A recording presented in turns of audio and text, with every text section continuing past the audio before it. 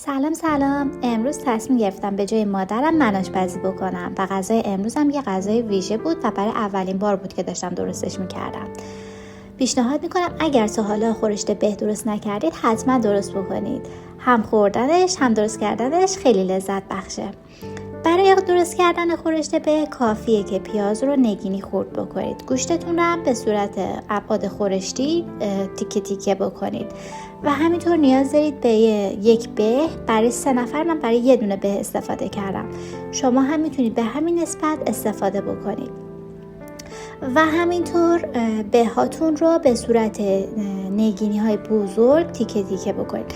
البته بعضی از افراد به صورت حلقه درست میکنن. ما اینطوری درست میکنیم. حالا اگر شما دوست دارید حلقه کنید اشکالی نداره. همزمان باید برنج و خورش رو با همدیگه بپزید. من برنج رو از قبل خیس کرده بودم و میخواستم رو کته بکنم. به خاطر همین با مقداری نمک، روغن و آب جوش اون رو پختم و اجازه دادم کامل غل بخوره. و در کنارش همزمان که برنج رو داشتم میپختم خورش رو هم شروع کردم. برای این کار اول پیاز رو تفت دادم و این هم بگم خدمتتون که من از قبل لپه پخته شده رو داشتیم. اگر شما نداشتید اون رو هم باید بپزید. بعد از اینکه پیاز تفت خورد گوشت رو بهش اضافه میکنم و اجازه میدم کامل هم تفت بخوره.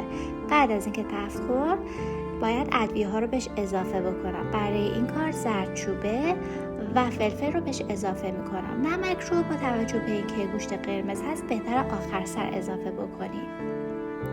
اگر در واقع مرغ داشتید میتونید، چون بعضی با مرغ هم درست میکنن، میتونید همون موقع نمک رو اضافه بکنید.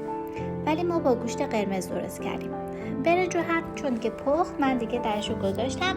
اگر درب معمولی بود نیاز بود که دمکنی بذارید، اما چون درش سوراخ داشت دیگه اضافه نکردم. بعد از اینکه آب جوش اضافه کردن و به جوش افتاد بعدش وقتشه که لپه رو بهش اضافه بکنید. لپه رو که اضافه کردین اجازه میدین که کامل قل بخوره. بعد از اینکه تقریبا قل خورد و دیگه کامل پخته شد بهش آلوها رو اضافه میکنیم.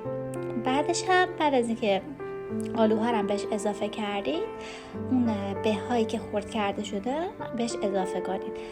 من اینجا یه مقدار چون آبش کم بود اضافه هم کردم و اجازه میدید کامل بپزه. بعضیا دوست دارن بهش یه مقدار کوچولو رب هم میزن. در نهایت اینجوری میشه. نوش جان.